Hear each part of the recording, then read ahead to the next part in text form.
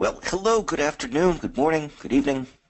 Welcome to the Alpha Anywhere demo and Q&A. I'm Dave McCormick, VP of Product Management here at Alpha Software, and I'm pleased to be joined by Dean McCormick, no relation, who is the lead solutions engineer here at Alpha. Today, Dean will be going through a quick demo of something cool he's found in Alpha Anywhere, and more importantly, he'll be here to take your questions. So go ahead and type your questions into the questions box of the GoToWebinar interface, and we will get to them. So let's start. Dan, I'm going to take you off mute. Hello, Dan, are you there? Yes, sir. Can you hear me okay? I sure can. Let me go ahead and make you the presenter. All right, good. Well, hey, thank you everybody for taking time out of your busy schedule to visit with us. This is our weekly Q&A webinar. Our goal in this is to introduce new concepts, capabilities that are being released in Alpha, keep everybody up to date on that, excuse me, but also, more importantly, is to answer questions from individuals in the meeting and also people who have emailed us beforehand. And we really appreciate those questions because it goes a long way towards us understanding what are the requirements and needs of the people out in the community, the developer community, and how can we best support it. Great, just real quick, just digesting everything from DevCon. It was just such an amazing event in terms of, think of it as like a fire hose. There were so many capabilities that were introduced. We talked about it last week, the new Alpha Launch capability, which we were developing the training on. That's coming soon. That's going to provide a whole new way to deploy, especially for test in other areas. That was very exciting and very, very interesting. Along with that, there's a lot of information about the Alpha Cloud, and we'll be doing some demonstrations on how easy it is to set up and use the Alpha Cloud soon. And also just a lot of little smaller capabilities, new enhancements and improvements in the overall system that were highlighted at the DevCon, and more coming all the time. We have a release this month. Very excited about that. That'll take a lot of these pre-release capabilities and officially launch them into our primary platform. We don't have a specific date on that, but it is still targeted for a bit later this month, so keep an eye on your email for that information there. And today, in fact, I wanted to kind of highlight something that's in the pre-release, but really will be formalized and locked into the release coming up, and that's some enhancements in the CSS styling area. We're going to talk a little bit more about that. But as we said before, what's very important is for you to take time to go into your GoToWebinar control panel. In there, you'll find a questions area where you can submit questions. Dave will be dutifully watching that process and making sure that we capture all the different questions. We love those questions. It allows us to help you individually, but also we find that other people gain a huge amount off of questions they may not even have thought of asking. You know, issues they may not have come across or reached or point, and it always gives them a lot of basis for going forward, and people go back and watch these webinars and see information that's associated with that. So take the time to enter your questions there. Also, as we like to tell each week, we'd love to have questions beforehand. In fact, we're building some webinar content around some of the questions we've received over the last few weeks, but you can always send that to guides, G-U-I-D-E-S, at alphasoftware.com.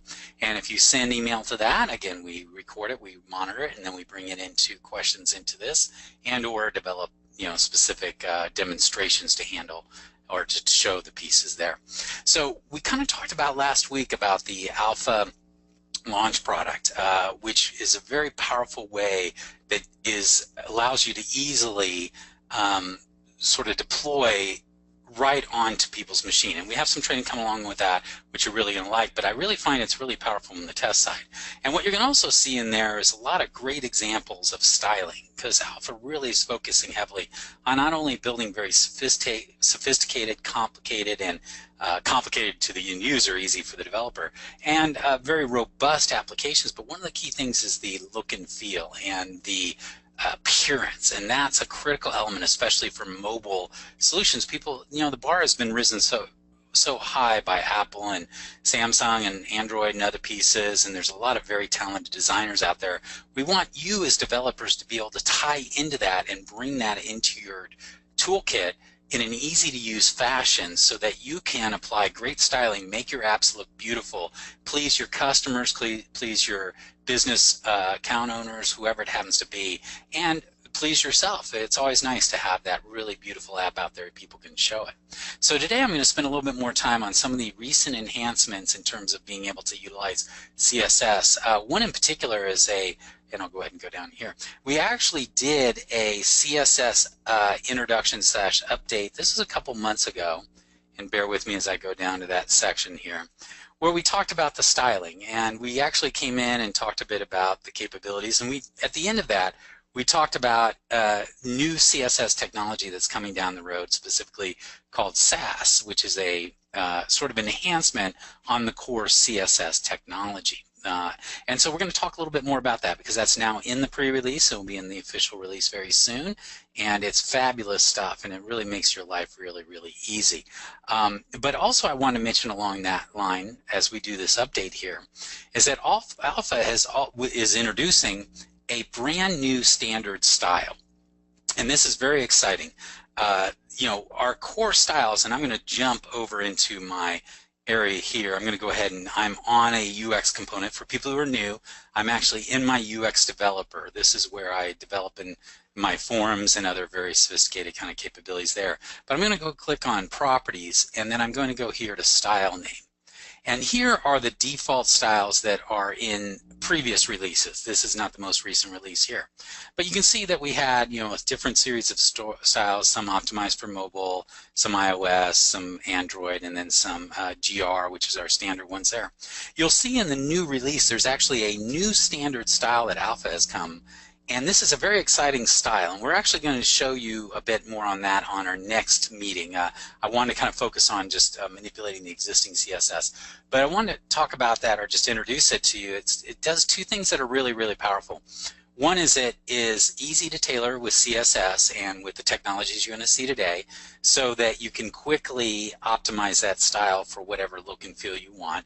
It's very mobile oriented, so it's ready to go right out of the gate for your mobile projects. So it looks beautiful on mobile platforms and allows you to create very slick, simple, easy to understand interfaces there.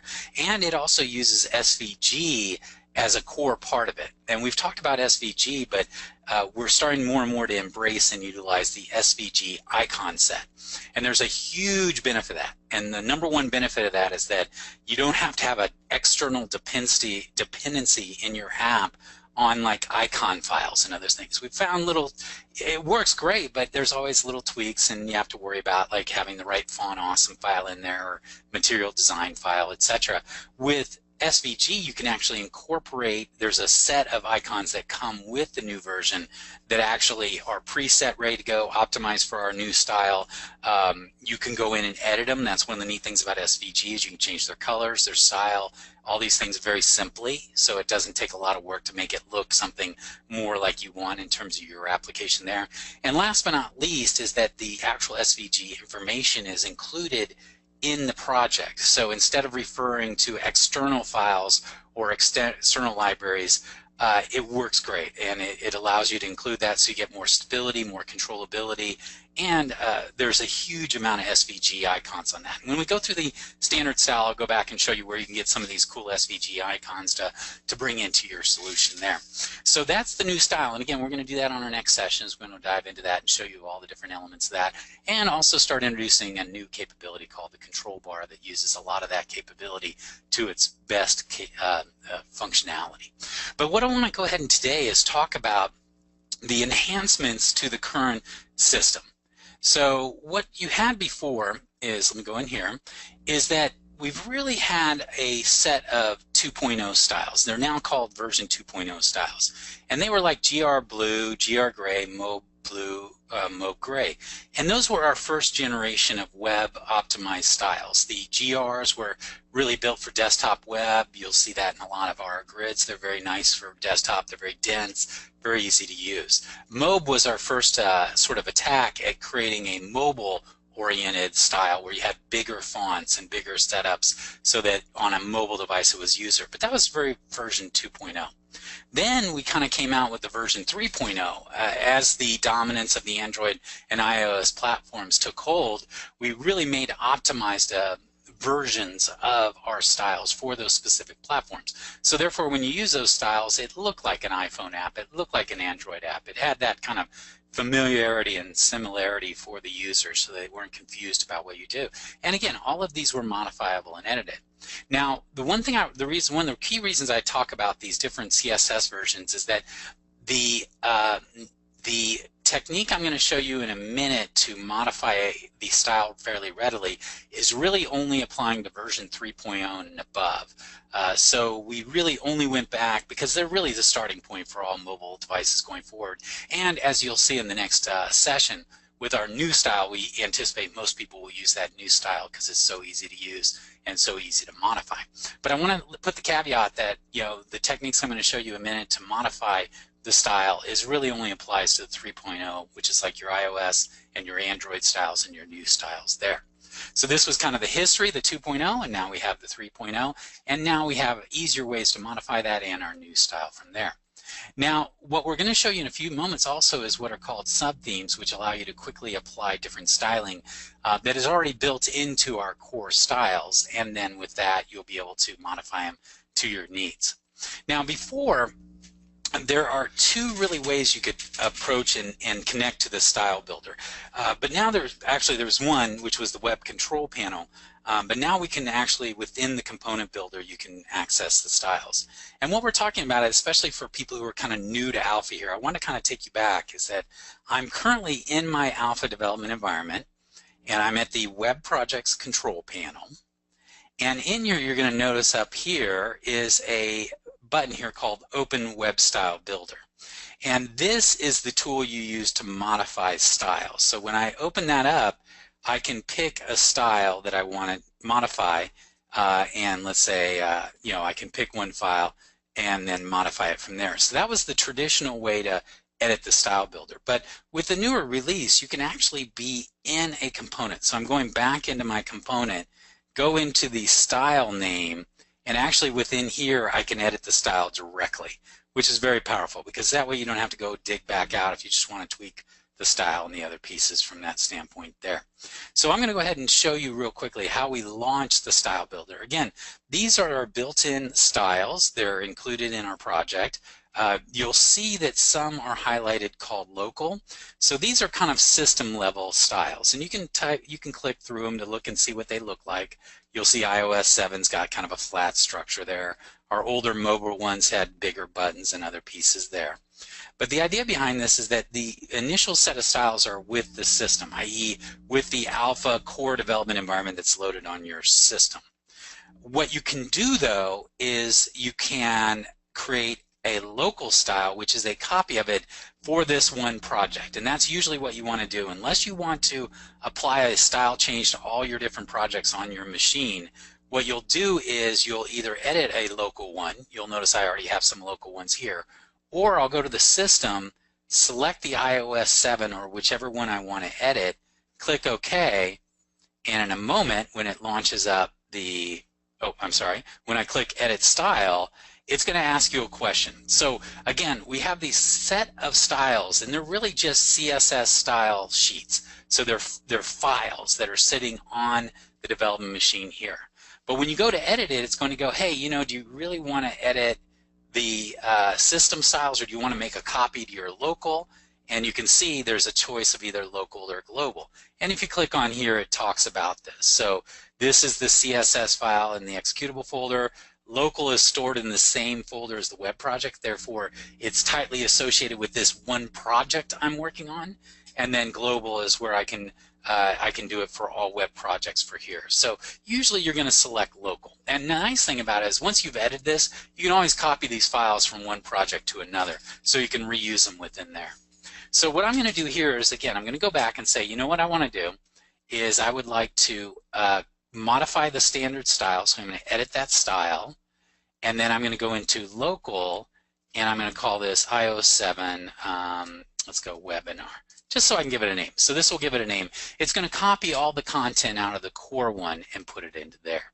And when I do that, I click OK, it's now going to launch me into my editor. So I'm going to go ahead and pause here for a second. I want to show you something else, but also want to do a process check, Dave, to make sure my screen is coming through. Yep. I'm not going too fast. So far, so good. All right, cool. So now I'm in the new and improved Style Builder. And for anybody who's used the Style Builder before, you see it's different. It's got different panes, different information, etc. But what I'd like to do is take a step back. So that's how you launch into the Style Builder. So let me go back into my Web Projects control panel, or I'm in here. And you'll notice currently I have a UX control. And you'll notice when I see there, I see buttons, and I see this is a tab control, and here's a button. These are just buttons and other controls on there. So currently, the way I specify for this UX what style I'd like to use is something called iOS 7. Now, if I want to modify that for this UX, I can do the following. I can open this up and pick another style and then click OK. So now when this UX is generated, instead of the iOS 7, it's going to use in this case, a GR Green. So we still have the same structure, the buttons, the tests, etc.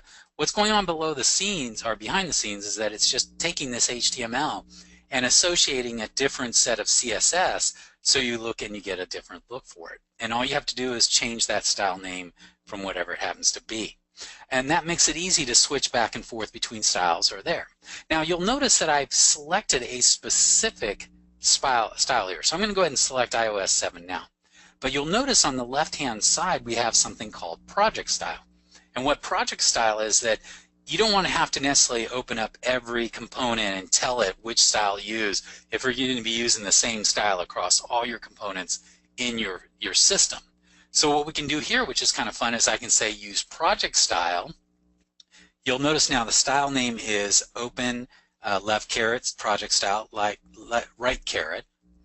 And so now what it's going to do is when it goes to find out what style it should use for this component, it's going to go to the project to find that out.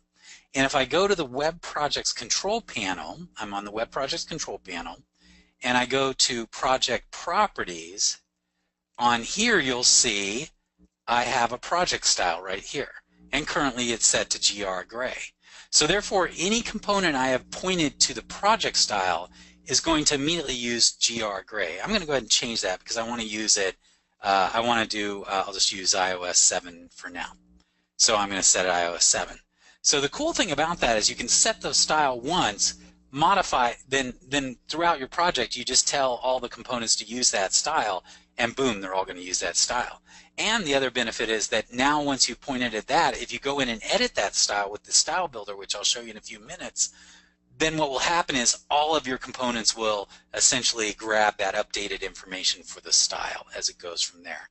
So that's what's called project style. So you actually set in each component which style it's going to use, but you have the ability to use something called project style, which will point to the web project properties, where then you can go in there and set a style for everything you go. So to show you how that works, let's say that's iOS 7. Remember in our delete me, I set the style to be project style. So I go in and do that. You'll notice that it's got an iOS 7 look and feel. Now I'm going to go back to the Web Projects control panel. I'm going to open up the project properties, and I'm going to go into here and I'm going to select, hey, let's select GR Olive and click OK. Now I go back here and we do a working preview. You'll notice that the style has changed even though I haven't made one edit to this UX, because it's going to look at the project and say, which style should I use? So I'm going to go back here for now for this demo and be able to say, okay, we want to use, let's see, where is it? iOS 7. Okay. So that's project style. Very powerful, very important because it saves you a lot of energy. And what you can do is just as you create new UXs, you say point to the project style, you're done. Now, within the controls themselves, you'll notice that we have our different controls here. We have our two buttons. We have a tab control. And you'll notice that what we're using for all of these are what's called the default styles. So therefore, when the user, when it renders this button, there is a default for buttons. And I'll show you in the Style Builder what those are. But you do have the ability to overwrite that with what's called a subtheme. And the subtheme concept is basically allows you to tweak and adjust what style is attached to a specific there. And the subtheme information is part of the CSS file. So let me go ahead and show you real quick this button right here. You'll notice we have kind of a traditional iOS sub button, clear except for the text itself and an outline there. And so I'm going to go back into design. I'm going to click on button, and I'm going to go over here to the right. And so these are my properties for this button here. And you'll notice in here I have one that's called subtheme. So I'm going to go ahead and click on that to open up subtheme. And you'll notice that now I have a whole different set of different subthemes. So the primary theme is iOS 7, but within that they have these different subthemes called base, confirm, deny, left, and right. And there are ways for you to build these yourself that will make life easier for you down the road. So for instance, if I'm base, then we're using the blue, which is kind of the default one there. But if we were to say use subtheme of confirm, you'll notice over here, here's what those buttons are going to look like. Deny, look like that. Even check out the left. It uses carrots instead of like a round button concept here. So just to show you how that works is we're currently on base, but I'm going to go ahead and select confirm. And I'm going to go OK. And I go into my working preview now. You'll notice that for that one specific button, I have selected that confirm, so it's got a green outline versus a blue outline. So this is my base, and this is my what would be called confirm. And I can go back into this button and change the subtheme, say let's make it left, and so it actually looks like that. And you'll notice in working preview we now have a button that looks here. And this includes any like hover effects and everything else that you might have on your buttons. So your primary theme is set through the properties here. You either set it directly to a theme or select it to be project style. And then within your controls, you can now essentially override that theme with sub-themes. And you'll see that more and more as we develop new. We're going to have a whole set of different sub-themes to help you tailor it to different environments and requirements from that standpoint. The actual buttons and everything else functions exactly the same. It's just the styling that is being used by CSS to render it on the screen so the user can see it from that standpoint there. And that applies both to these buttons, but also tab controls. You can set all the kind of CSS stuff there. You have a lot of capabilities that are able to do that from that standpoint there. Now, this is all fine and dandy, but you know, let's say the base theme, let's go ahead and show you this, is blue. Let me go ahead and go back. I'm going to set this sub-theme here to be base, so it's the base blue. But you know, that's not my customer has kind of got an orange theme, meaning that they would like a orange CSS branding to do that. So what do? Well, the first step you want to do is go ahead and, as we talked before, you edit a theme and you create a local one. So remember when we opened this, we actually made a new theme called iOS 7 Webinar. And so this is my new theme that I'm going to edit. And that way, if you ever have a problem, you can dump it, go back to the other one, or there. Now, the only thing we're really doing in the Web Theme Builder is we see a visual representation of our system. So you'll notice up here we have things such as labels, the grid component, how it's standard shows a grid component, how we do a UX component, like the different capabilities. If I go down a little bit farther, we'll go down to say, like now we get into the tab component, and you also have this kind of tab component. So basically you're seeing a visual representation here of the different items in there. And I'm searching right now down for my buttons, and even things like the for the signatures. So let me go back to my buttons. Sorry, I'm going quickly through this, so bear with me. Where are my buttons? Well, I'll just go right to about here. We'll go to the tab area here. That'll show it nicely from there. Okay, so you'll notice that we have the visual representation up here, and down here is the actual CSS, and you can see there's a fair amount of it. And this is where the new and improved, very cool stuff allows you to make quick changes. So we have sort of a blue theme to this. Now, in traditional CSS, what I would literally have to go is find everywhere where I referenced blue and change it. So in CSS, you basically can say the color of a button is blue, and therefore you put in the RGB code, or the hex code, excuse me, that goes in there. Now, the downside of that is that you could have that in 100 different places in your CSS file. And that's how CSS was originally created, is that you had all of these colors embedded in the CSS. Well, CSS got smart. And in fact, let me go back here and talk about that. CSS, the people who are doing these got really tired of having to go in and search and replace all these colors and screw it up and everything else. So they said, hey, you know what? We don't have to change CSS itself because there's way too much content and everything there.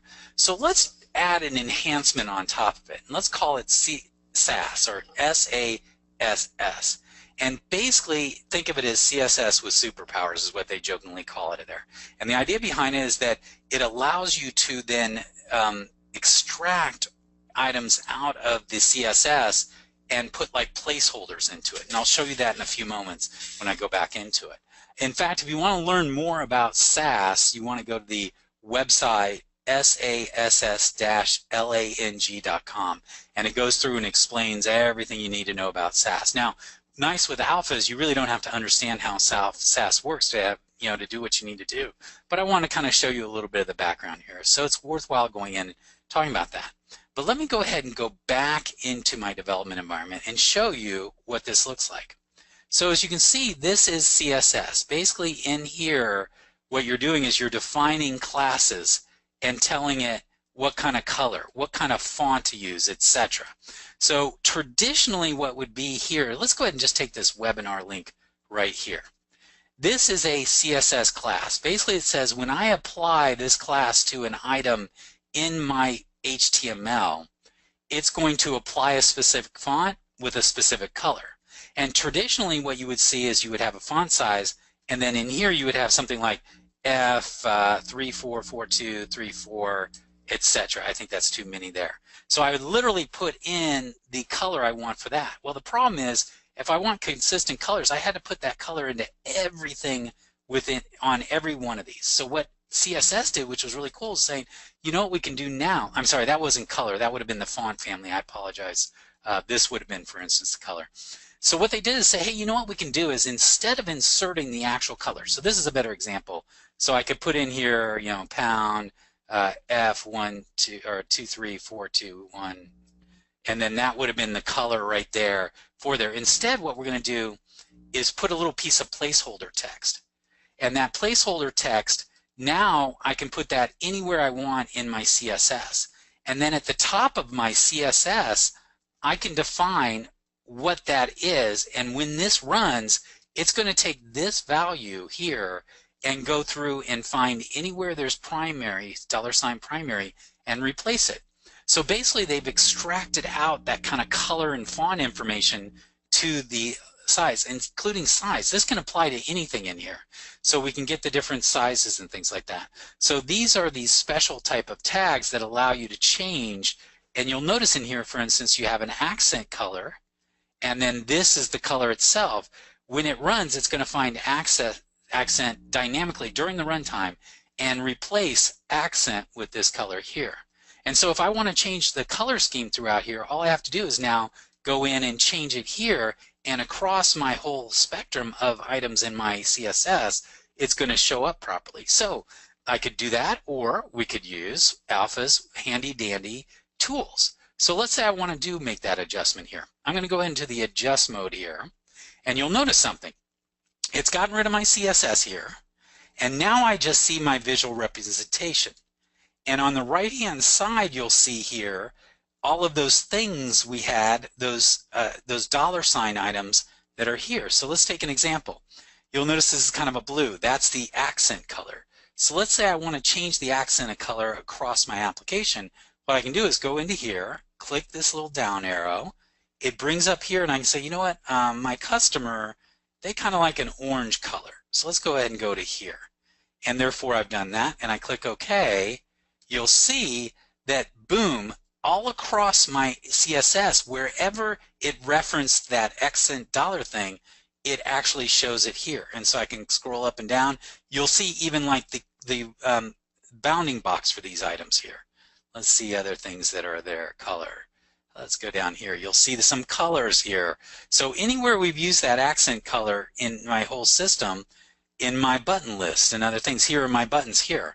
Now what's going to do is my accent color is going to be orange, and then I can change my confirm color, my deny. So instead of having to do a search and replace now, I can quickly visually change this, and once I'm happy with it, I can save that, and now I have my new iOS 7 webinar, which uses a color of kind of orange. So now that I've done that, oh no, I closed my whole system, sorry.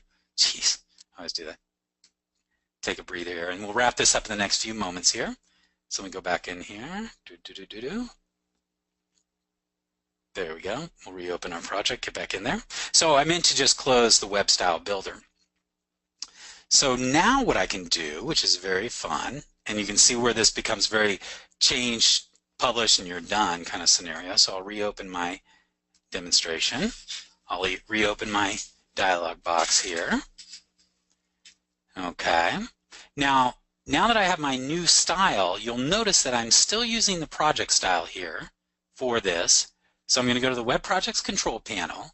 I'm going to go up to the project properties, and I'm going to go ahead and select my project style. So currently it's on iOS 7, so it has that blue kind of theme. But now what I'm going to do is you'll notice that I now have, where's my local stuff? There it is. You'll notice now I have my iOS 7 webinar. This is my local theme that only exists in this project. You'll notice that I have a little preview here, so I can go ahead and say, oh, did I pick the right one? Yep, that looks correct. I click OK. So now I've set my project style to be that. Now if I go back into my control, or my component, and I run it, you're going to notice now, voila, I'm using kind of an orange theme to adjust that. And I go, ooh, you know, that's kind of a, that's not, I want kind of more of a, you know, I'm in Austin, so it's kind of a UT area. So they want something that's a little bit more burnt orange. Well, instead of adding a whole bunch of, I can go right in here, go into my web project, open my web style builder. I'm going to go ahead and select my iOS webinar. I can go in here. Now notice I could go ahead and immediately, if they had given me a color, I could go ahead and put it in right here and literally type it in there. But I like to just go ahead and use the adjuster. So I'm going to go to the exact accent here, and I'm going to make that a little bit more kind of, oh, there, that's more like it. That's almost UT orange. I'm sure it's not technically it, but I'm going to go to there. And so I'll click Save now. I'll go back into my Delete Me. I'll run my project. Looks at the project style there. Oh, yeah, I'm getting more of a UT color scheme there. So as you can see, we've taken a very arduous process to change a color style across the button and made it a literally point and click here. And that's going to be, as you go along, the process. We're going to introduce new styles and capabilities, and you'll be able to tweak those styles very readily. Now, you can, if you want to, go in and adjust the CSS directly. If you have a very talented CSS person, they may be, you may want them to go in and do that. And they'll like the Sass because their life is really easy. They're going to understand that and use that really handy from there. But another example of that is, for instance, I'll go back in here, and you'll notice here that you have the font families. We have all these different colors, but also we have icons. So let's go ahead and change this to be like, let's say it's 12. Click OK. Now I'm saving that into my iOS 7 webinar. Go in here, go ahead and do a working preview, and I don't think it shows up here, but you would see a little different sizing on the icons. Let me try this one. Let's make that one 18, see if that makes a change there. I'm still getting used to the different pieces. You can actually see the modification here, by the way. If I go here, I say that's 32 pixels and make the change, you'll notice that everything here changes instantaneously, so you'll be able to see it. But let me go ahead and make this also 14 pixel. And so you'll see, notice that this is a little smaller. I click Save. I go back into my Delete Me, go into my working preview. I don't really see much. I must not be using the styles or the controls that use that style. But that said, as you can see, to quickly wrap up, is that in the alpha new release, we've incorporated the Sass technology, so therefore it's very easy for you to tweak and modify the color schemes and the fonts and things like that that are used by your application. We'll show in our next presentation the new style that's included with Alpha called Alpha Style that is really nice, very easy to modify, and also uses all this technology. Again, you can use the built-in web style builder, Or if you want, you can use, a person who knows CSS, they can go in there. But the really exciting part of it is that since we're using the SaaS technology, most CSS designers now are using that more and more because it makes their life easier. The design tools support that, so they can be providing you SaaS content that we can consume immediately, and you don't have to worry about any compatibility issues. They can just say, okay, you can give them that style sheet, they can modify it, hand it back, plug it in, you're done. You get the different style of those pieces there.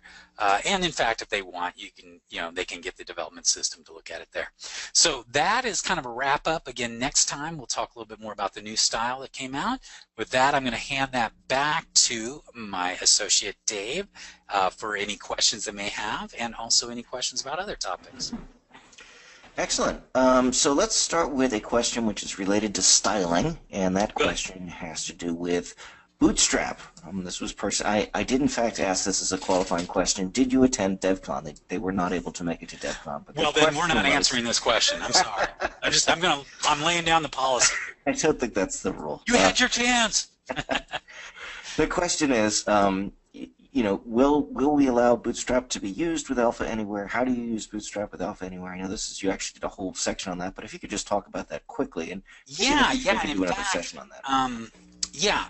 Basically, the answer is yes. We fully support Bootstrap. Bootstrap, and this is the tricky part on Bootstrap, and we could actually, Dave, I'll be glad to do a session on it, on a webinar, kind of get that, condense it down to 30 minutes or so. But Bootstrap is actually two things. One is it's a set of CSS. It's CSS. You can include it, apply those CSS to different controls. It just works. It's all built into Alpha. Alpha can use that other CSS that's available. But more importantly is Bootstrap is a framework that is free, and it comes with a set of JavaScript libraries. And so the tricky part about this is that the way Alpha works, those JavaScript libraries have to be essentially pre-processed, because there's the way they're coded is a standard way, but it conflicts with Alpha. So the only tricky part about using Bootstrap themes is that you can absolutely bring in the CSS directly, but you have to run what's called a pre-processing, sort of just a script that will go in and change the JavaScript code so that the JavaScript functions to do like the menus and other things like that do not conflict with Alpha, because Alpha kind of has its own stuff that goes into a solution there. And once you have those two working together, it works really nice, and we have very beautiful Bootstrap themes out there. In fact, let me go ahead and try and bring one up here just to kind of show you here. Oh, no, wrong one here. Bear with me. Okay. So this is an example of a Bootstrap theme that just came off one of the Bootstrap. Okay. So you can see it has a nice little login screen that's all pre-made. You can see here that you have a set of really nice CSS kind of, and this is all just Bootstrap concept, but this is all running inside of Alpha. So this is, you'll notice up here, we have A5W. This is an A5W page running there. And in fact, if I go, let's say here and go to action items, you'll see this is my menu with those nice little open actions, but this is a grid. This is just an Alpha grid that I've applied some CSS styling to give it a look, and everything about this grid works, the search, etc. So it works very nicely there.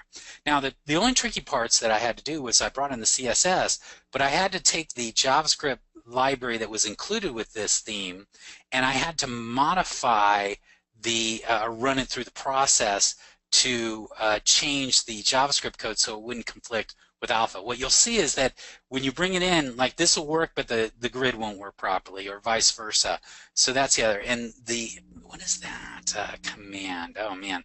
Let me see. Let me hold on a second. I might be able to give you the command right here. So let me go ahead and open this up. There we go. Okay, so let's see. This is my old ones here.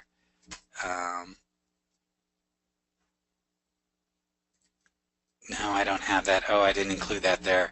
Yeah, let's do this. Hold on a second. I'm searching for it. It caught me off guard, but I'm going to get it.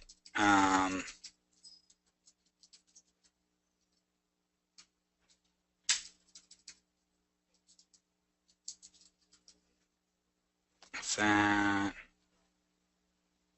Here we go. Okay. It's this command right here.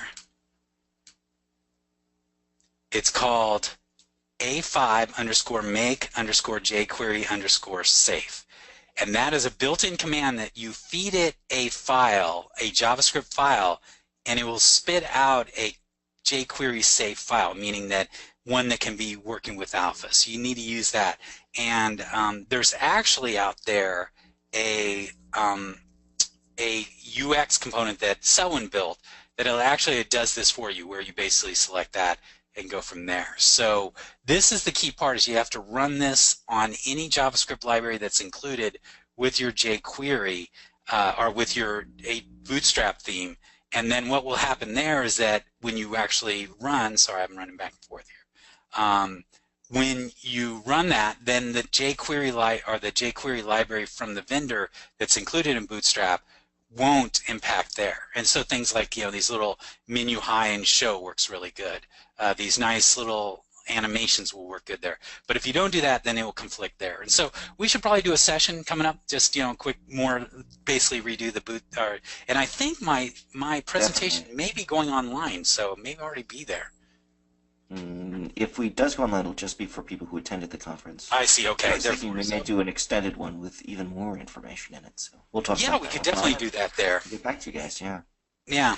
So definitely from that standpoint there, and we can show you an example we put together and go through those pieces there. So again, long-winded answer, and I apologize. I took more time than necessary. It was A5W.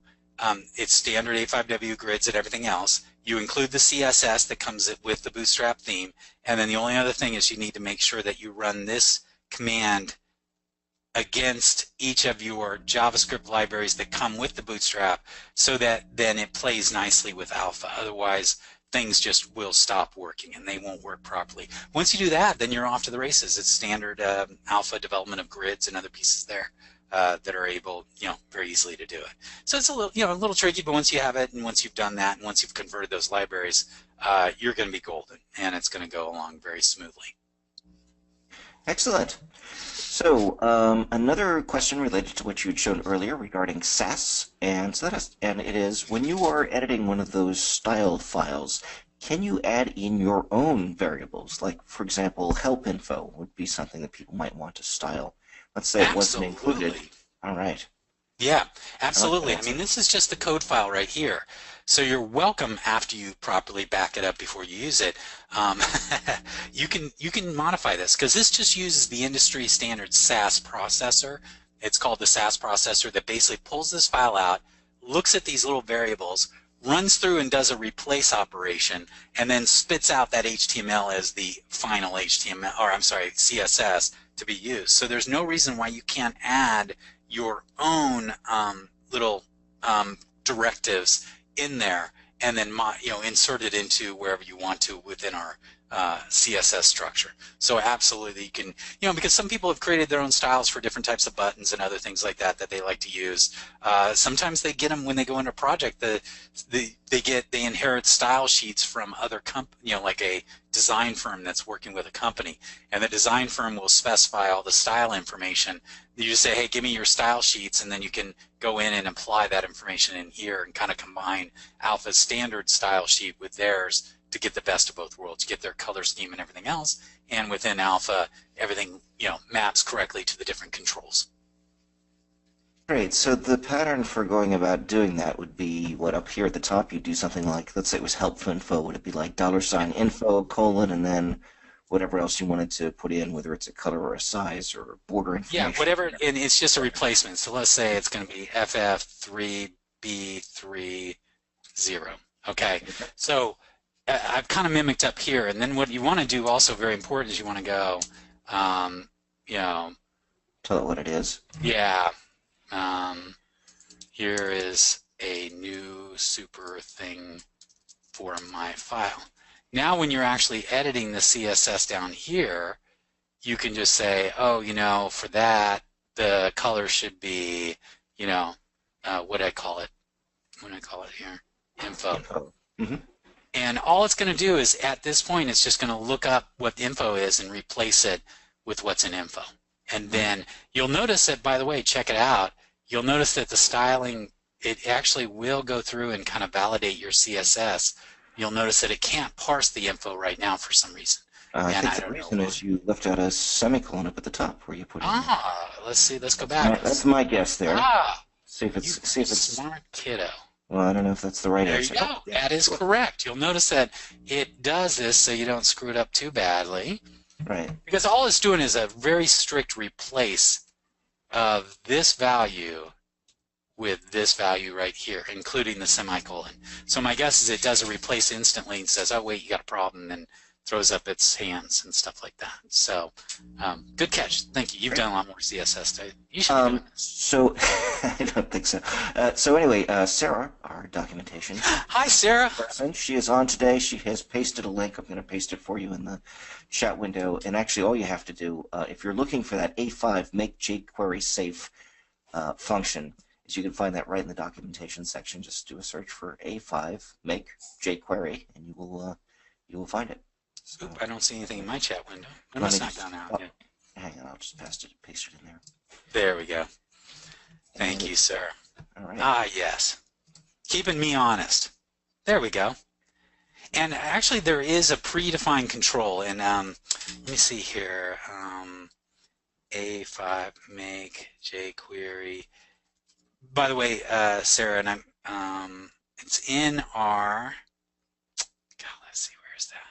It's in our message board.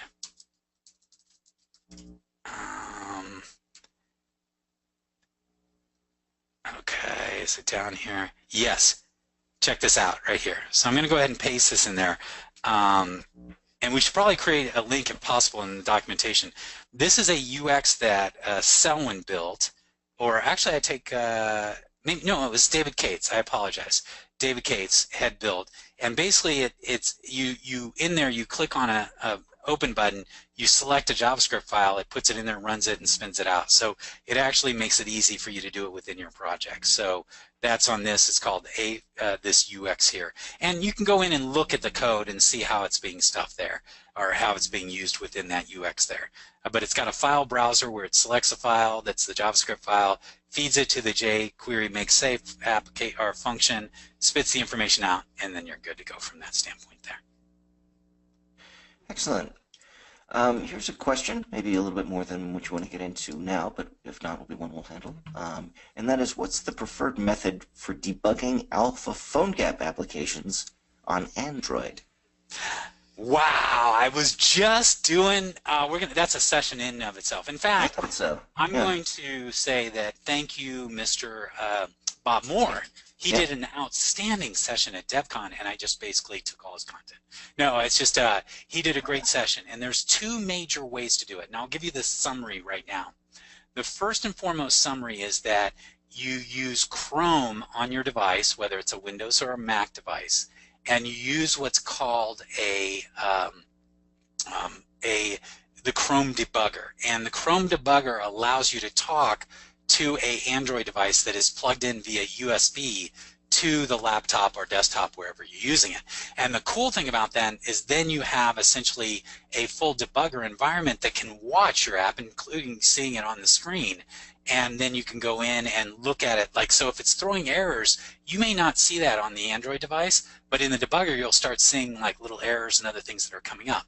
And then along with that, you can use what's called the debugging command, put that actually in your scripts, and then when you put it on the device, when it hits debug, it's actually going to trigger a debug cycle on the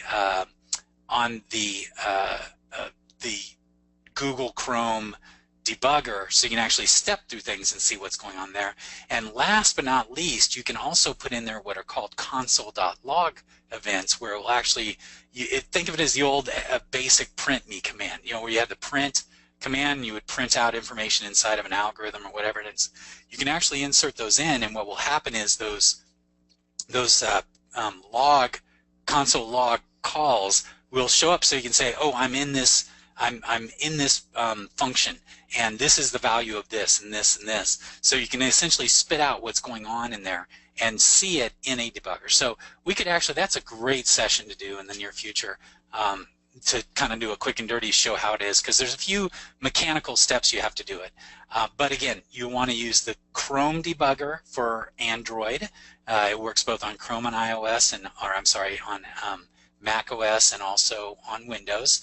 You'll have to connect it to your device via USB, and then on your device you're going to have to enable the developer tools, and there's lots of instructions out on the web there, so that the device can talk to the computer through USB to kind of transmit what it's doing at any one time. And that's really your heart of how you do debugging of those pieces there.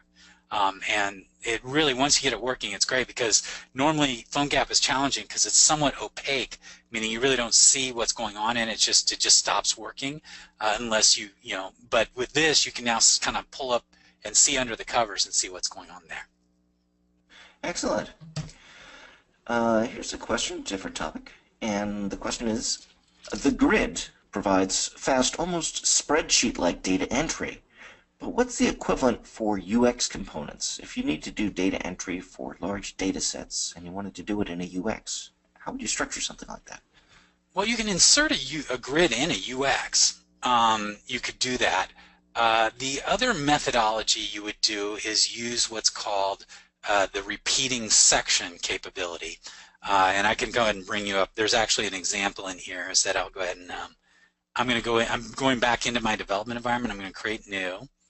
I'm going to go to Web Component, and I'm going to select UX here, and then I'm going to click Next. Now, before I move to the next item, you're going to see that I have some example components here, and the one I like, which is pretty handy, is called a customer-multiple addresses.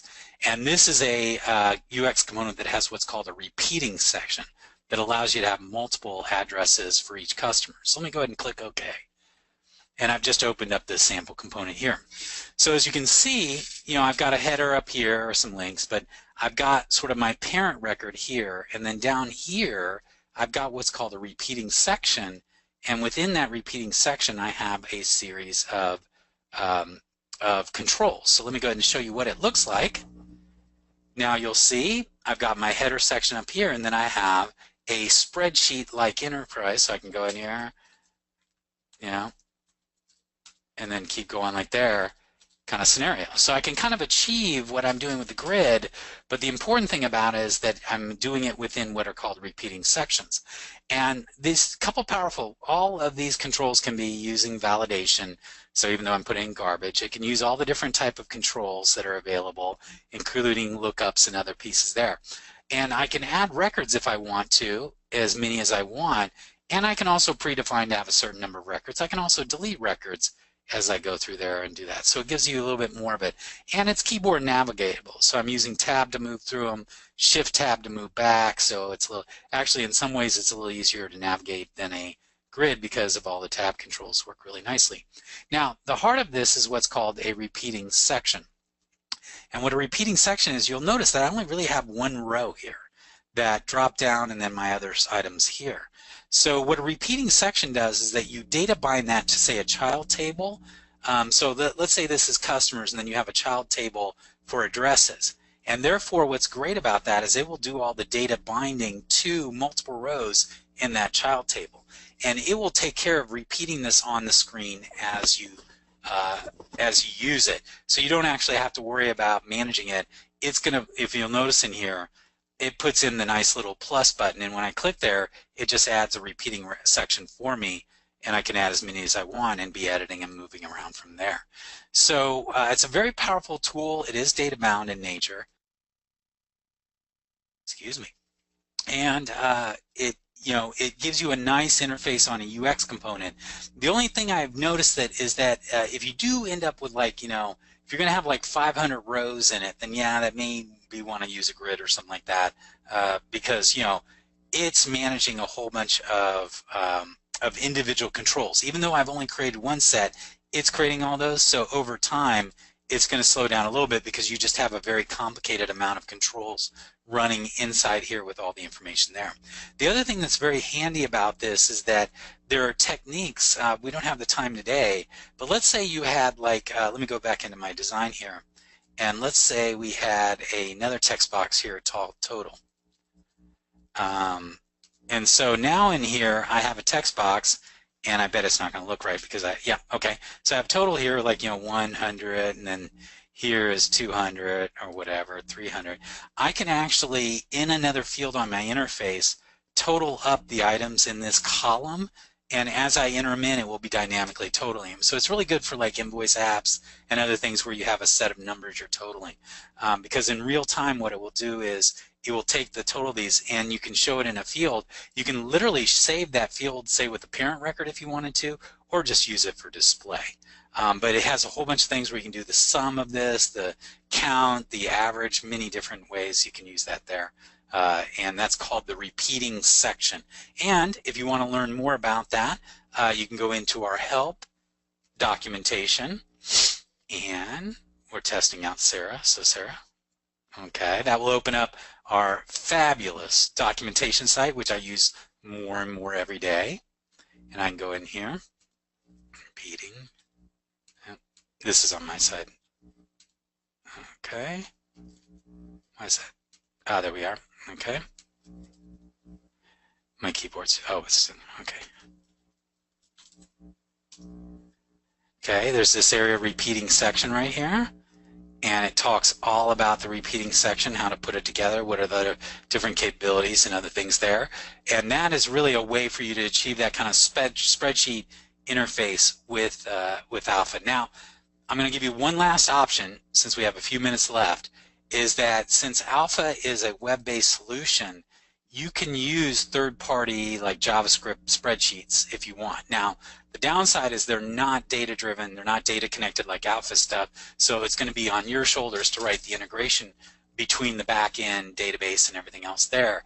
But I've seen some people who will use third-party JavaScript libraries that have spreadsheet-type interfaces, and then when someone loads it, Alpha prepares the data, loads it with that JavaScript spreadsheet, and then when you save the information, again, it extracts the data and stores it and handles it from there. But that requires a fair amount more programming on your side, and so it's just a third alternative I like to throw out, because Alpha is an open platform. You can bring in third-party controls, third-party JavaScript libraries, and things like that.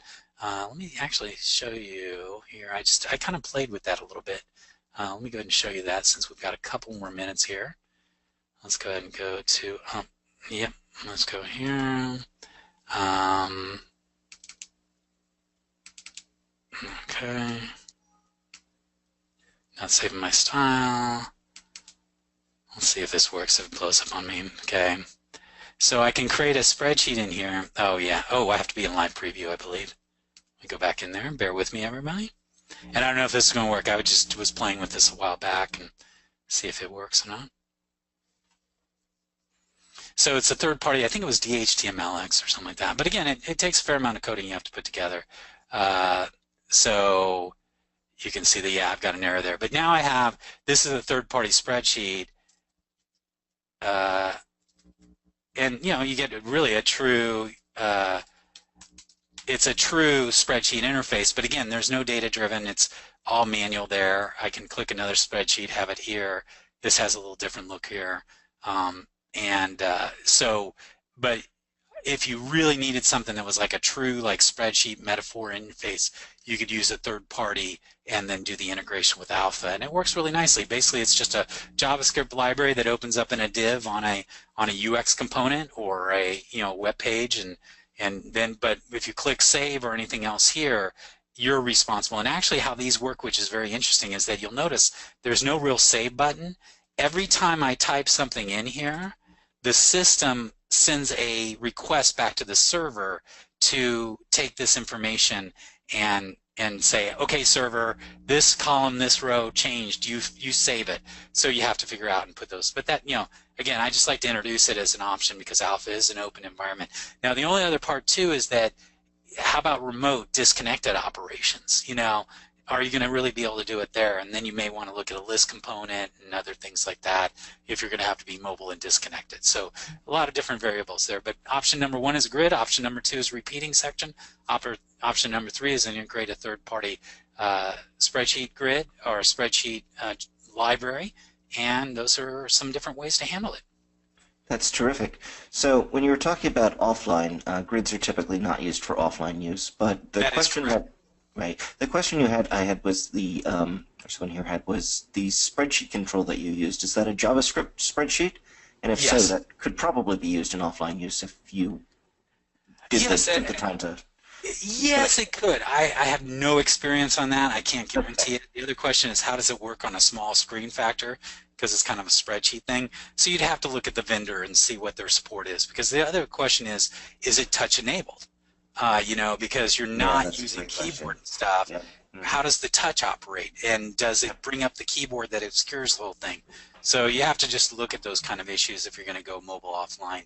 And again, most vendors are moving more and more to provide those tool sets to be able to be used both online and mobile. But I just wanted to let you know that, hey, if there's not a built-in solution for Alpha, and often there is, you can bring in third-party libraries, whether they be .NET libraries for your server-side stuff, Node.js libraries for your Node stuff on the server, jQuery libraries for user interface stuff, JavaScript libraries for different controls that have more things. Like, an example David Cates actually did, it was called a tree controller, tree grid, where you could have this really cool looking tree control, and it's a JavaScript library. But again, you're going to be responsible to kind of tie it into the Alpha. And it's not rocket scientist work, but just plan on time to put those pieces together.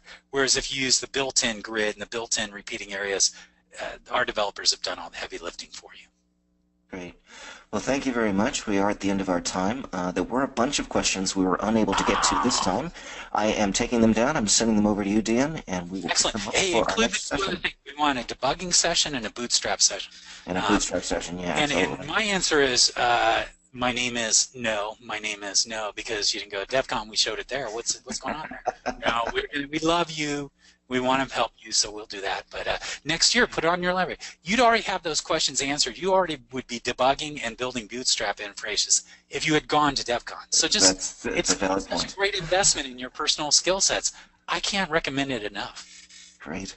Thanks a lot, Dan. Thank you you to everyone who attended. Thank you for those who asked questions. We will get to your questions next week, the ones that we didn't get to this week. And hope to see you at a future webinar. For a copy of a recording of today's session, you'll go to videos.alphasoftware.com. It should be posted probably by tomorrow afternoon. Thanks again. Take care. Have a great day. Bye-bye.